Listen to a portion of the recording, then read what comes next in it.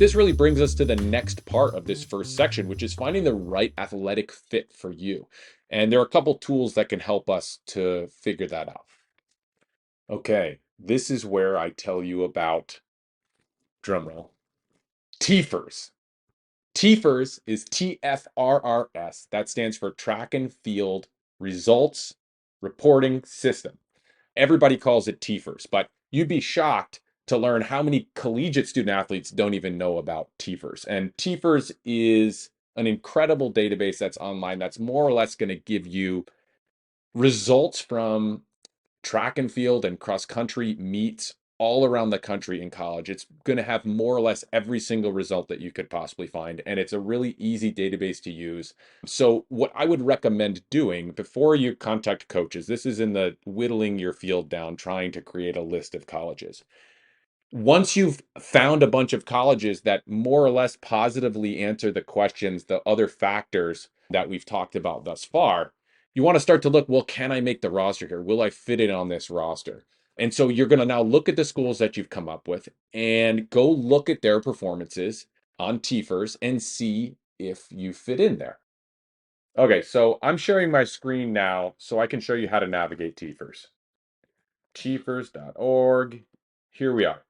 So if you're interested in Dartmouth track and field, you can just go up to teams, type in Dartmouth, and here we are. First thing to note here is that up in this corner where it says 2024 indoor, that means that's the season that we're looking at. We're looking at the 2024 indoor season. And at the time of this recording, this is January of 2024. The indoor season only started in December. So we're only about a month into the indoor season. If you are more interested in seeing like a full year of results, we can go back here and let's look at 2023 outdoor. Okay. So this is going to give us all results during the outdoor season from last year. So our top marks right here, the fastest woman at Dartmouth ran 11:91 in the 100, 24:27 in the 200. These are the best performances in each event. You can also go to all performers here, which when that loads, it's going to show us all the performances in each one of the events. Here we go. So in the 100 meters, quite a few people from Dartmouth competed in that. And we've got 11:98 is the fastest woman, and 13:14 was the slowest woman at Dartmouth. Now, this is where it's important to note, just because maybe your mark would be on the higher end of that scale of these marks, doesn't necessarily mean that you're going to be a super high end recruit. Keep in mind that there might be some schools that don't have any shot putters, right? And so if you would be the best shot putter at their school, that doesn't necessarily mean that you're going to be super valuable at the conference level for them in scoring points. It might just mean that they don't have anyone in that event. So that's why it's important not only to look at these where you would fall at the school to know if you'd have training partners that would be at a similar level to you, but also to look at conference performance lists, which will give you a really good sense of how good the people are at the conference level and how you might be able to help the team. Let's go over and look at outdoor lists. And we can look at the NCAA combined list. That would be all the NCAA Division I schools. We can go to NCAA Division II here, Division III here, but let's stick with Division I and head on down here to the Ivy League women. Okay. Now, here we've got in the 100 meters, we can see now the fastest people from last year in the 100 meters. So let's see where that Dartmouth girl stacks up against the rest of the league. Okay, so the fastest woman at Dartmouth last year ran 11:91 and was the 10th fastest in the Ivy League. So the Ivy League scores 6. So at the conference championship, the top 6 are going to score points. And so the top woman at Dartmouth, this doesn't mean that she didn't score points because she may have run in the top 6 places at the conference, even though she was ranked 10th over the course of the season. It doesn't mean she didn't score points, but it's just a sense there. And this is what you would need to be. You'd need to be running 11:73 to be in the top 6. It might not take that to score at the conference, but it's just a good sense of understanding what level the Ivy League is at. Okay, so if your event is the pole vault, then you can come down here and look at the pole vault, and these are the best marks. 13:10 was the best mark in the women's pole vault last year, and the 10th best mark was 12:3. Okay, and realistically, the 6th best mark is 12:10. So you probably weren't scoring in the Ivy League unless you were over 12:6 or so. You can also go to meet results at the top. So now that we've taken a look at Dartmouth and their roster and the best performances at that school, and now we've taken a look at performance lists, which shows us the best performance in the Ivy League, we can also go to meet results and we can type in Ivy League and see what comes up. Okay. And we've got Ivy League Outdoor Track and Field Championship. So we can take a look at this and let's go back to the women's 100 meter and see what it took to score and see if the Dartmouth girl scored. Okay, so she was ranked 10th in the league over the course of the season. She had the 10th best mark, but she did pretty well. She made the final and she was 8th place. Now, 6 score, so she didn't score any points for Dartmouth, at least in that event, but she did make the final. So she exceeded her expectations of being 10th and was 8th. But this gives you a good sense. So in order to score, you would have needed to run 11:86 or better at the Ivy League Championship. Let's go back to here and look at the women's pole vault again, just as a sense, because I guessed that you'd need to be about 12:6 to score points in the pole vault. Let's see what ended up happening. Okay, let's see. So 13:2 won it.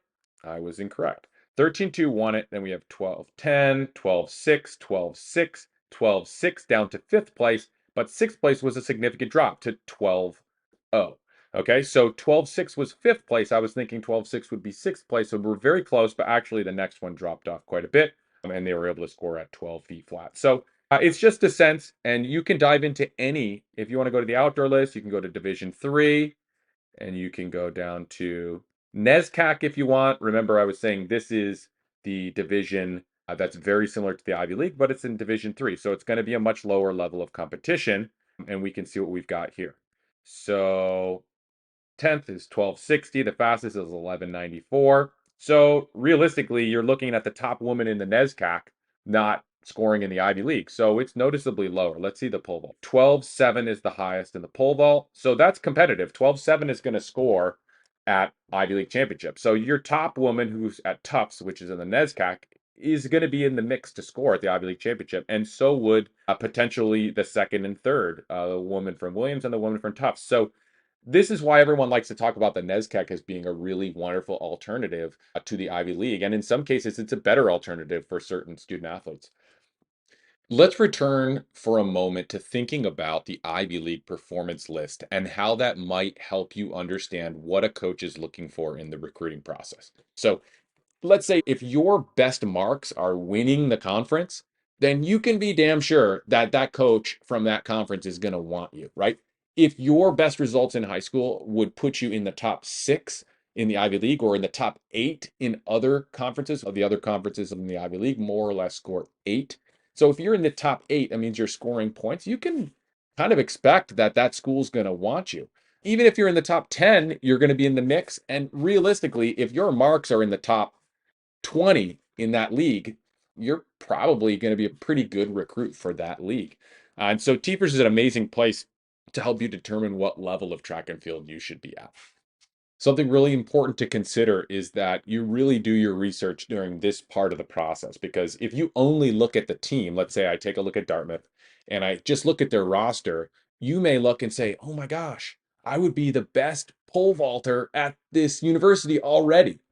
Just because a school doesn't have someone in your event group, or maybe the only performances that they have in your event group aren't that good, does not mean that you will be a high value recruit for them, because it might mean that they don't really recruit that event. And so it's a very nuanced thing. But for example, if they don't recruit pole vaulters and you're a pole vaulter and they don't have any pole vaulters on their team, that would make your performance the best performance on their team in the pole vault. That doesn't necessarily mean that your performance is going to be up to snuff and is going to be something of value to them at the conference championship or on the national level. And so that's why it's important not just to look at the university performance, the school performance, but also to look at the conference performance. Okay, so as I'm delivering this information, I recognize it's important to come off script here and put some of these factors into a broader context for you. All the different sections of this course, while they are separate, they are incredibly intertwined. And it's important to think about this whole course as a framework for you to understand the recruiting process better so that you can navigate it as best you can. One of the things that we're going to cover in great depth as this course continues is getting inside of the mind of the coach to really understand what they want. This section about TFRRS and really understanding what level of track and field you should be at is really bringing to mind, well, what is the coach thinking? It's going to be really important that you don't send off an email to a coach saying, "Hey, coach, I saw that your team competed at such and such invitational and they didn't have any javelin throwers. And I think if I'd thrown the javelin, I would have been fourth in that meet and scored points." That's all well and good. But at the end of the day, if your mark is not going to be something that's going to be competitive at the conference championship meet, then all of that information is pretty irrelevant. So you want to do the groundwork and the research so that you can come across to the college coach as somebody who really knows what they're talking about. And so if you rattle off that email to them about being able to help them at some meet during the season, and they look at it and they say, "Well, I have good javelin throwers, but I didn't have them compete at that meet." And this person clearly just didn't do their homework.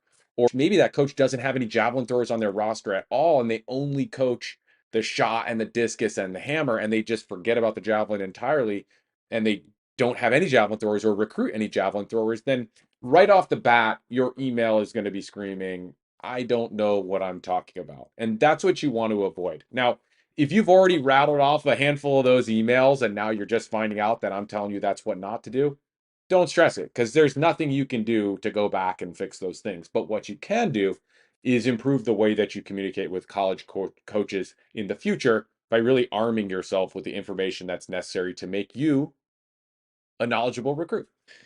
That's why it's really important to do your due diligence to really know what level of track and field you should be at before you start contacting these coaches, because if they just sat their javelin throwers out at that meet and that's why they didn't have any performances, then it's important that you understand that, because if you send that email off, they already automatically are just kind of annoyed by the email and they're thinking of you as a person who really just doesn't get it. So you don't want to be that person. You want to be the person who gets it, which is why we're going to tell you everything that you need to know to really get it and not make those kind of mistakes